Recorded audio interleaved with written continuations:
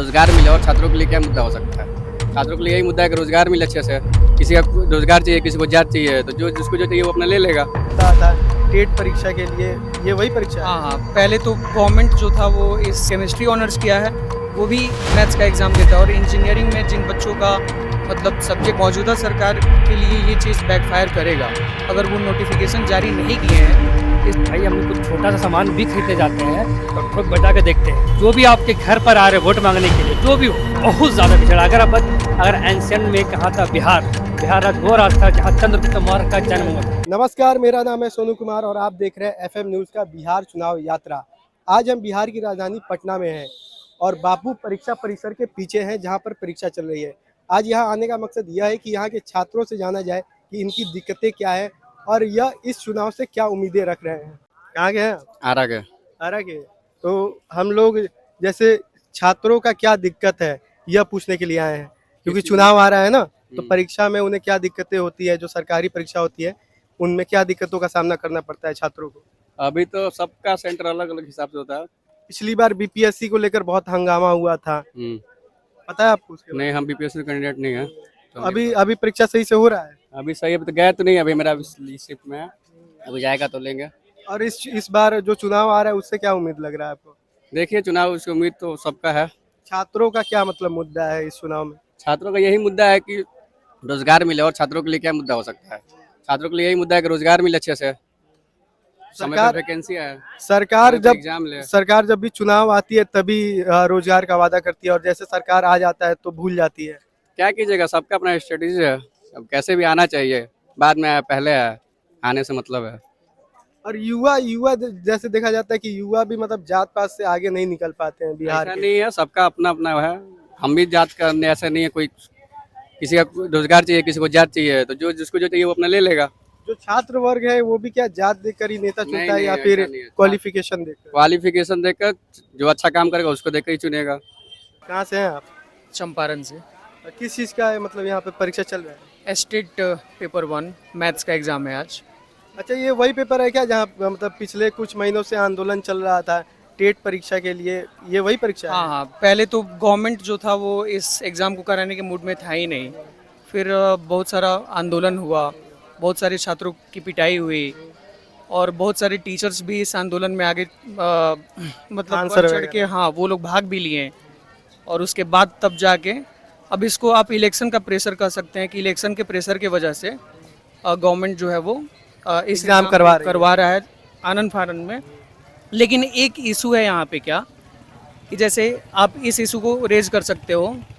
आज मैथ्स का एग्ज़ाम है और मैथ्स के का जो कट ऑफ होता है हमेशा बीपीएससी टीआरई का जो एग्ज़ाम होता है सबसे ज़्यादा होता है। जैसे 120 में 103 कट ऑफ जाता है, बाकी किसी भी एग्ज़ाम में इतना कट ऑफ नहीं जाता। उसका रीज़न ये है कि मैथ्स का एग्ज़ाम सिर्फ जो ग्रेजुएशन में मैथ्स लिए हैं वही बच्चे नहीं देते हैं।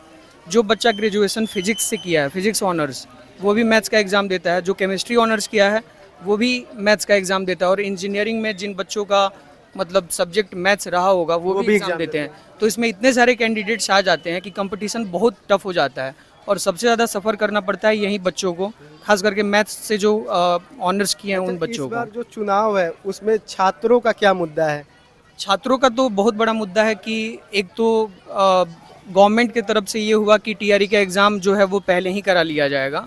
फिर बाद में इसको एग्ज़ाम के बाद में अनाउंसमेंट हुआ कि 16 दिसंबर से एग्ज़ाम कराया जाएगा।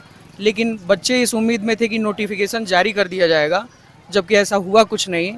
तो अभी बच्चों में काफ़ी इस चीज़ को लेके निराशा है, सरकार के खिलाफ। हाँ, एकदम निराशा है। और बिहार में हर साल कभी पेपर लीक हो जाता है, कभी जैसे पिछले साल ही बीपीएससी के दौरान पेपर लीक का समस्या आया, उस पर क्या कहना है जो अच्छे से सरकार एग्जाम करवा ही नहीं पाती? देखिए, पेपर लीक का समस्या पूरे नेशन वाइज है। राजस्थान में भी हुआ था, आपको उत्तराखंड में भी हुआ था, लेकिन बिहार में ये सबसे ज़्यादा होता है। और इसके पीछे सबसे बड़ी वजह है करप्शन।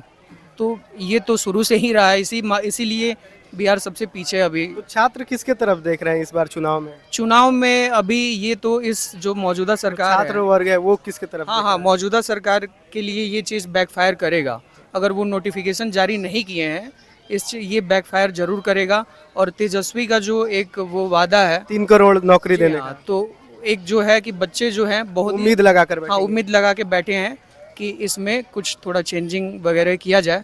वैसे मैं भी थोड़ा एनडीए की तरफ मेरा झुकाव रहता है, लेकिन फिर एक जो होता है कि आप वोटिंग कर रहे हैं लेकिन आपको कुछ मिल नहीं रहा है एज ए स्टूडेंट, तो फिर इस चीज़ में यही है कि अभी थोड़ा सा शिफ्ट होंगे एनडीए हम। ने एक मतलब वोट बैंक बनाकर, वोट फैक्ट्री बनाकर रख दिया है बिहार को। जब भी उन्हें वोट की जरूरत होती है तभी आते हैं उनके बड़े बड़े नेता।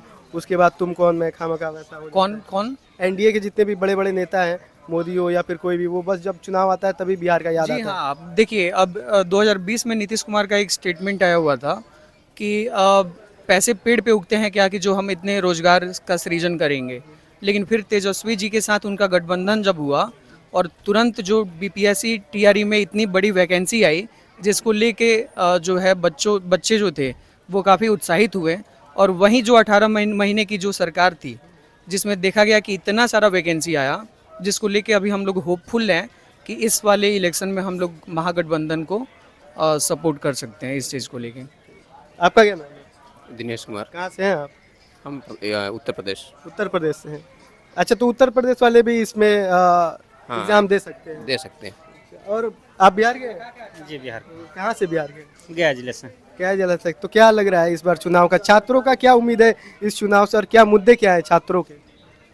छात्रों को वही बेरोजगारी समस्या है, उसके बारे में जो बात करेगी उससे वोट मिलेगी। तो क्या लग रहा है कौन बात कर रहा है ज्यादा?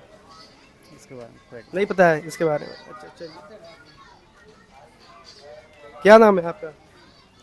मोहम्मद दानिश रजा, कहाँ से हैं आप? गया जी। गया जी से। तो क्या इस बार क्या लग रहा है चुनाव का? छात्रों का क्या मुद्दा है और क्या उम्मीद क्या है इस चुनाव से? छात्रों का मुद्दा यही है, जैसा कि मेरे भाई ने बताया, बेरोजगारी, तो और प्लस माहौल, चुनाव का माहौल चल रहा। बस आपके टीवी चैनल के माध्यम से यही बोलना चाहेंगे कि इस बार जात देख के वोट ना डालें, उसकी पहचान, उसका काम देखकर वोट डालें। एग्जैक्टली भाई, हम लोग कुछ छोटा सा सामान भी खरीदने जाते हैं तो ठोक बजा के देखते हैं। यहाँ 5 साल के लिए इलेक्शन हो रहा है, चूज़ कर रहे अपनी सरकार हम, तो ठोकते हैं हाँ भैया मेरा जात का वोट दो।